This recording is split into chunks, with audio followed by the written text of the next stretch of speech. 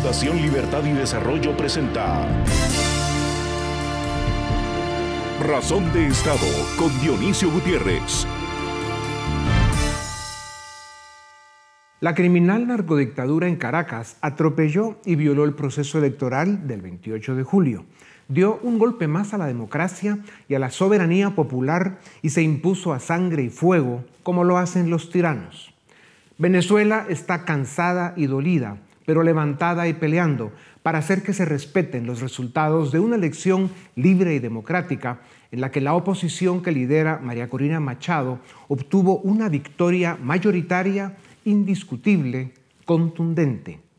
A pesar de la sobredosis de arrogancia, abuso y prepotencia de la dictadura, la transición a la democracia en Venezuela ya inició.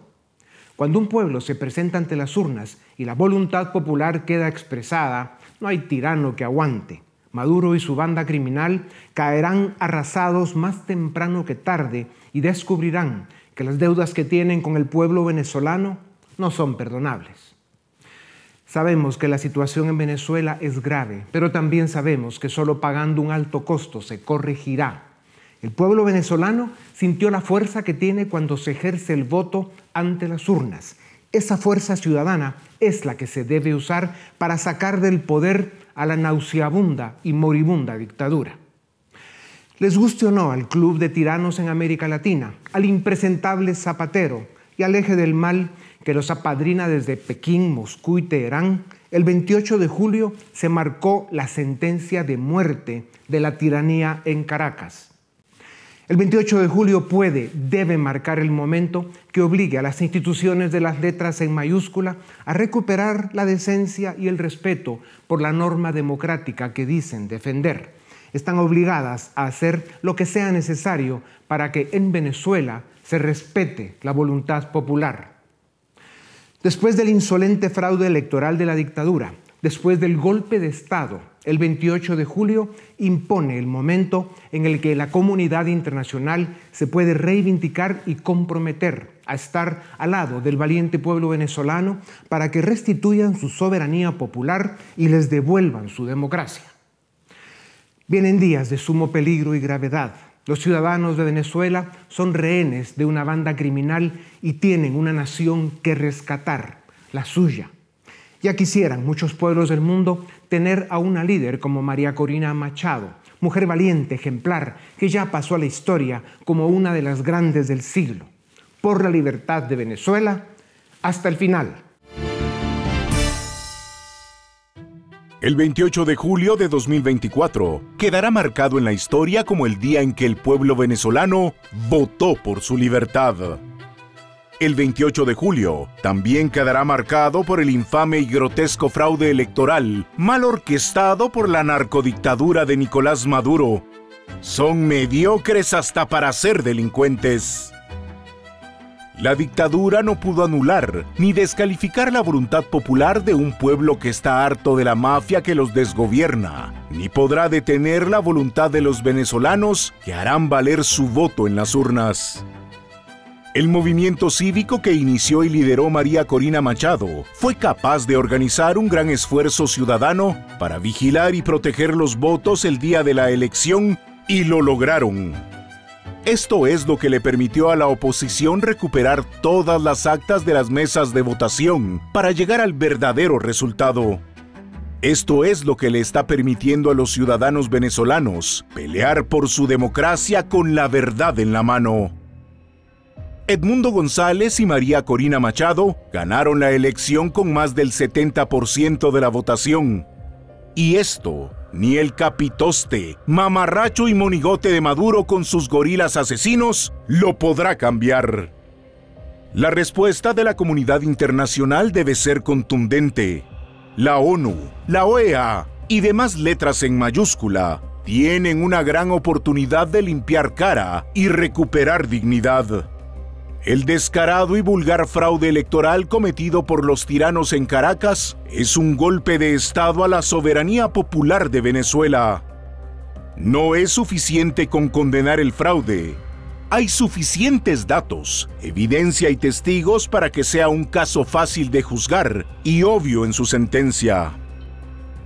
Este es el momento en el que la comunidad internacional debe reivindicar los años de indiferencia, débiles esfuerzos y escaso compromiso con la democracia institucional y con el pueblo soberano de Venezuela que quiere libertad. Las letras en mayúscula no tienen excusa. Si le fallan al pueblo venezolano una vez más, con un caso tan claro como este, merecen ser clausuradas.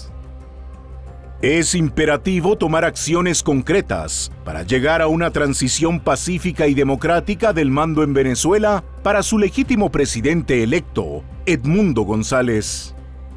Detener, o para llamar a las cosas por su nombre, secuestrar a María Corina Machado y al presidente electo, solo provocará que la dictadura se hunda más rápido. Este es el momento de la Venezuela libre. Este es el momento en el que el pueblo venezolano debe recuperar su libertad a cualquier costo. Este puede ser el momento de la dignidad y el honor para las Fuerzas Armadas de Venezuela. Hoy es posible la libertad de Venezuela. Maduro y su régimen criminal deben ser derrocados. La voluntad del pueblo venezolano debe prevalecer. Por la libertad de Venezuela hasta el final. La economía y la política son dos caras de la misma moneda. Para que una funcione, la otra también debe funcionar. Cuando los políticos rompen la armonía societaria con necedades populistas o autoritarias, con prácticas de corrupción o políticas públicas que ahuyentan la inversión, la economía se resiente, bajan los ingresos y la gente sufre. En un mundo donde se quieren anular las reglas que hicieron ricos a los países ricos y la geopolítica, la migración y la tecnología se convierten en armas de doble filo, la ecuación del desarrollo alcanza un grado de complejidad que evidentemente no estamos siendo capaces de descifrar. Para conversar sobre esa moneda de múltiples caras a la que se suman deudas públicas insostenibles, varias guerras y demasiados políticos idiotas o corruptos o las dos cosas, tengo el gusto de presentarles a Domingo Soriano, licenciado en Derecho y Administración y Dirección de Empresas. Tiene un máster de periodismo, es redactor de Economía de Libre Mercado y presenta un programa de televisión y un podcast. Colabora con varios medios de comunicación y es profesor universitario. Domingo, bienvenido a Razón de Estado. ¿Cómo salimos de este enredo? Bueno, yo creo que con menos política y más mercado. Ahí está la clave. Decíamos... Cuando dices más mercado, descríbelo, porque ya sabes cómo está siendo atacado el mercado y el liberalismo. No, porque dabas la clave, porque comentabas... Lo que ha funcionado para los países ricos, ahora parece que lo estamos sacando de los países ricos, parece que estamos haciendo que los países ricos hagan lo contrario de lo que han hecho en los últimos 200 años y estamos casi prohibiendo o entorpeciendo mucho que los países pobres imiten lo que esos mismos países ricos han hecho desde el año 1750, claro, 1800. Estamos haciendo lo contrario a lo que nos hizo ricos a los países ricos, ¿no? Exactamente, estamos haciendo los países ricos lo contrario de lo que nos hizo ricos y diciéndole a los países que no son tan ricos que no hagan aquello que nos permitió a nosotros crecer. Entonces no tiene ningún sentido.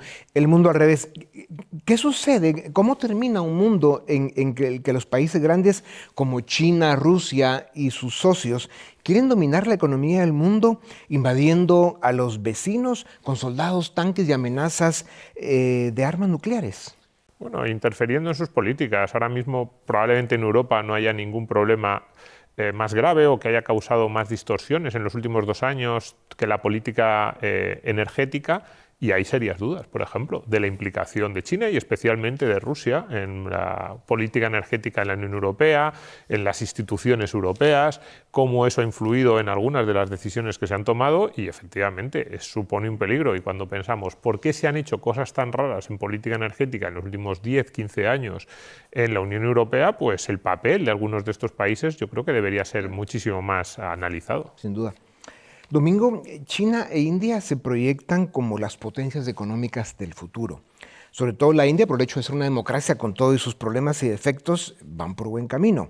Y luego, pues tienen una economía y una demografía basada en un orden liberal también defectuoso, pero funcional. ¿Cómo quedan Estados Unidos y Europa? ¿Qué sucede en América Latina? Pues Europa, que es lo que yo más conozco, queda mal. Yo creo que estamos quedándonos en un rinconcito. Normalmente los mapas, mapa mundi que conocemos, vemos Europa que está como justo en el centro, pero no tendría que ser así. Podríamos poner el centro del mapa mundi en el Pacífico y entonces veríamos Europa ahí como una pequeña península casi de un gran masa continental. Pues algo así está pasando en el terreno económico. Seguimos viviendo de las rentas de esos 200 años en los que hemos hecho muy bien las cosas, pero cada vez las rentas son menos y cada vez el diferencial con todas esas regiones se va achicando y Europa da la sensación de que cada vez es menos competitiva. Mezclamos a veces Estados Unidos, pero ya me gustaría a mí tener los niveles de productividad y de dinamismo que existen en Estados Unidos en la economía europea. La economía europea tiene unos problemas de productividad y de falta de innovación brutales. Estamos viviendo, da la impresión, sobre todo en Europa, de glorias pasadas, consumiendo nuestro capital y gastando nuestros ahorros. Cuidado, eso es peligroso. Domingo, la migración de América Latina a Estados Unidos y España, y la africana y musulmana al resto de Europa son un hecho. La cara de Occidente será muy distinta dentro de 20 años. La contribución de los migrantes a las economías es positiva, pero plantea desafíos en términos de orden, control, seguridad, integración y equilibrio financiero. ¿Qué está bien y qué está mal en la forma en que se están dando las migraciones? Sí, a ver, hay dos cuestiones con la inmigración. La primera, si es un imperativo, una necesidad económica, porque los estados del bienestar europeos están muy al límite. El caso español está muy tensionado. Y luego está la cuestión de la integración cultural, social. Ahí hay una gran diferencia. Cuando decimos la inmigración latinoamericana en España, bueno, pues en la primera parte económica podemos preguntarnos a qué tipo de sectores van a cubrir, qué es lo que están aportando en la economía, cómo se integran. Yo creo que en general es bastante positiva, pero en la parte cultural y social plantea muchísimos menos retos que la otra inmigración. Esa inmigración que llamamos africana, de países musulmanes, genera un choque social, cultural, que es mucho más importante. En España, especialmente en Madrid, lo sentimos menos, en el litoral español sí que mucho más, en la costa española, y en el resto de Europa está muchísimo más presente. No se pueden explicar los resultados, por ejemplo, de las últimas elecciones europeas de hace unos días sin esa inmigración que tiene ya 40, 50 años de historia. Sí, el mundo está cambiando en el tema demográfico de una manera que no estamos entendiendo a dónde va. Domingo, la expansión fiscal global que motivó la pandemia no se detuvo. Estamos viendo niveles de deuda pública y déficits fiscales de miedo. Estados Unidos y Europa en primera fila. ¿Es sostenible esto? ¿Qué puede suceder en los segundos que nos quedan? No, en mi opinión, no es sostenible, es muy peligroso y eso solo hay tres salidas. La primera es el impago, peligrosísimo. La segunda, inflación, peligrosísima. Y la tercera sería con ganancias de productividad. El problema es que yo no veo a Europa con esas ganancias de productividad, quizás Estados Unidos sí, y entonces, claro, a Europa solo le quedan dos salidas, las dos primeras que he dicho, que son terriblemente peligrosas. Ya. ¿Cuál es el mensaje positivo de optimismo? Bueno, el mensaje positivo es que incluso con todo eso vivimos en el mejor de los mundos que hemos conocido. Seguimos creciendo. Muchos otros países, yo creo que en Latinoamérica hay muchos países africanos que están creciendo, se están incorporando a ese capitalismo global y entonces ese crecimiento económico global puede hacer que incluso esas regiones que se están semisuicidando, haciendo lo contrario de lo que deberían estar haciendo, volvemos al inicio de la entrevista, puedan mantenerse gracias al crecimiento económico que llega del conjunto del mundo. Sin duda alguna, las élites son y serán indispensables, pero deben rescatarse a sí mismas, no convertirse en élites responsables, positivas, con un pensamiento crítico más agudo y que nos ayuden a volver a la senda del desarrollo basado en los valores que en primer lugar hicieron al mundo desarrollado que hoy es desarrollado. Domingo, muchas gracias. Sigue adelante. Te necesitamos en todas las mesas del debate público para promover y defender las ideas del liberalismo y lo que hizo al mundo rico y desarrollado, al que lo es. Pues muchas gracias. A ti. Volvemos con ustedes en un momento para continuar con Razón de Estado. Si tuviéramos que identificar uno de los factores que más nos cambió la forma de vivir y que de muchas maneras transformó para siempre la forma en que nos comunicamos y en especial la forma en que nos informamos, ese factor son las redes sociales. Así como tienen ventajas y bondades indiscutibles, también han generado manipulación, conflictividad y desinformación, las famosas fake news. Para conversar sobre este fenómeno de la tecnología, al que ya estamos sumando la inteligencia artificial, de la que solo hemos visto la superficie, pues lo que viene es brutal. Para conversar sobre esto tengo el gusto de presentarles a Mario Noya, licenciado en periodismo, es director de Voz Media. Es experto en medios de comunicación y liberalismo, escribe ensayos políticos y narrativa. Ha publicado sobre Israel, Oriente Medio y las Américas y es coautor de ¿Por qué dejé de ser de izquierdas? En 2008. Mario, bienvenido a Razón de Estado. ¿Por qué dejaste de ser de izquierdas? Líbreme Dios de haber sido de izquierdas alguna vez. Es un libro muy interesante porque repasa la trayectoria de intelectuales españoles que son referentes o han sido referentes del mundo liberal conservador que proceden de la izquierda. Mario Vargas Llosa, uno de ellos, que es obviamente peruano. Eso es, son progresistas atropellados por la realidad, ¿no? De repente ven que no estaban en el buen camino, ¿no? Conversos, ¿no? Gente inteligente, porque nada más admirable que alguien que rectifica. Sí, ¿no? Y hay que tener mucho valor. Y de hecho, bueno, la mayoría de los protagonistas de ese libro fundaron luego uno de los grandes referentes del liberalismo español, que es Libertad Digital, ¿no? Que es un periódico que tanto ha influido no solo en España, sino en la América española, ¿no? Porque se preocupa mucho y de verdad, no solo retóricamente, por lo que pasa al otro lado del charco, ¿no? Claro, bueno, un periodista de referencia en España muy potente, conservador, Jiménez de los Santos, ¿no? Él también fue de izquierda, ¿no? Él es uno de los protagonistas de este libro y él es el que pone en marcha ese medio de comunicación que está hecho para que no se amordace a nadie, ¿no? Don Federico, brillante. Él es lo que hace, sí. Me encanta. Bueno, uno de los efectos de las redes sociales es que se crearon burbujas en las sociedades.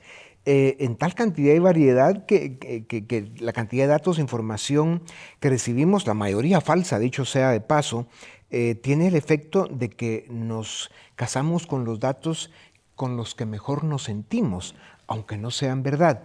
Cada uno queda atrapado en su burbuja de información distinta a la de los demás. ¿Cómo nos comunicamos? ¿Cómo nos ponemos de acuerdo en un mundo con estas características? El maestro Jean-François Revel lo dijo hace tantísimo tiempo, ¿no? El conocimiento inútil, ¿no? Vivimos en la mejor época de la humanidad, tenemos la información a disposición de todo el mundo y sin embargo estamos estupidizados a veces, ¿no?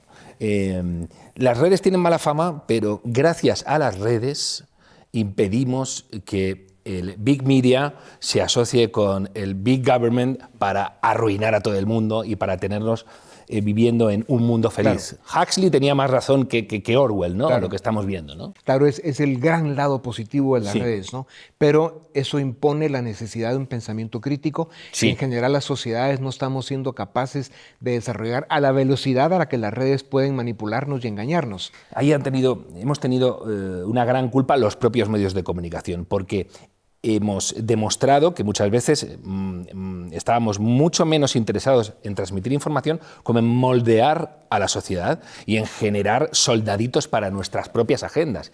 Y la ciudadanía ha dicho, no os lo vamos a aguantar. El escándalo de las elecciones presidenciales norteamericanas previas, con secuestros de publicaciones como New York Post, es indecible, ¿no? Es inimaginable que haya sucedido eso en la tierra de los libres. Menos mal que existían las redes y luego han tenido que llegar los medios tradicionales. El New York Times decía, oh sí, es verdad, lo que había en la computadora de Hunter Biden no era fake, no estaba plantado ahí. Menos mal, las redes sociales nos han dado muchas lecciones a los periodistas.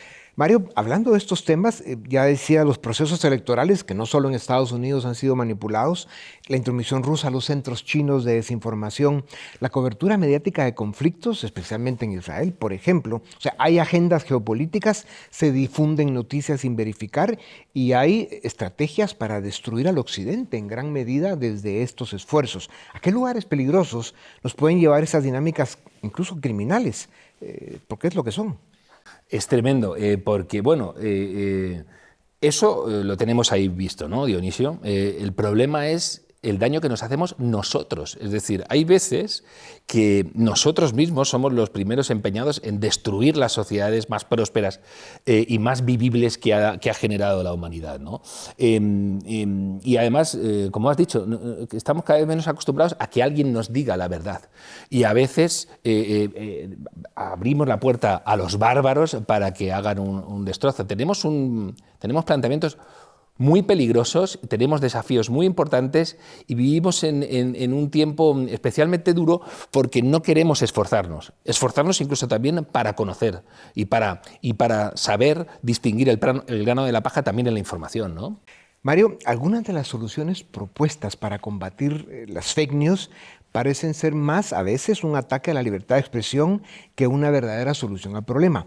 ¿Qué opinas de las políticas públicas y las recetas que intentan algunos gobiernos o que usan algunas de las plataformas digitales para combatir las fake news? ¿Y cómo crees que esto afecta o amenaza a la libertad de expresión? Totalmente, eso es el gran tema de nuestro tiempo. ¿Quién vigila al que viene a cuidar por nuestro bien? ¿Será el pensamiento crítico del ciudadano? No, claro, pero ese también necesita herramientas. Se ha visto lo importante que ha sido la irrupción de alguien como Elon Musk en una red como Twitter. ¿Por qué? Porque ha desmontado los mecanismos de hipervigilancia bondadosa que tenían instaurados para pastorear a una sociedad. Vienen tiempos duros y ya digo, se necesita gente como Elon Musk para poner una fortuna y una plataforma tan influyente como Twitter al servicio de la libertad y de la verdad, y gente que esté dispuesta a arriesgarse y a pagar el precio de incomodidad incluso por defender la verdad. En los segundos que nos quedan, Mario, ¿podrá el mundo occidental defenderse de China, Rusia, Irán y el eje del mal en un mundo de masas de votantes y de consumidores con altas dosis de pereza, ignorancia y fáciles de manipular?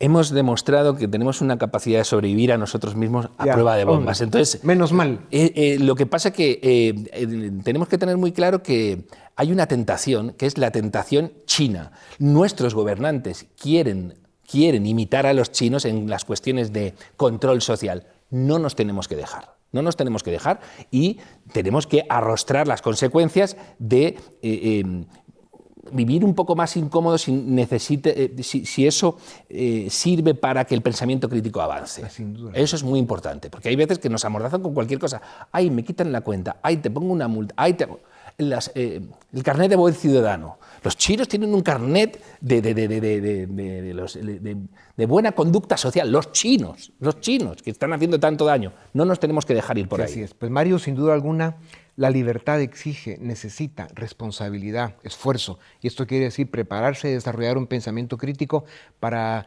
sobrevivir en este mundo complejo en el que estamos. Mario, sigue adelante. Como a domingo te necesitamos en las mesas del debate público para racionalizar la discusión y defender los valores de la libertad. Muchas gracias. A ustedes también gracias por acompañarnos una vez más. Esto es Razón de Estado.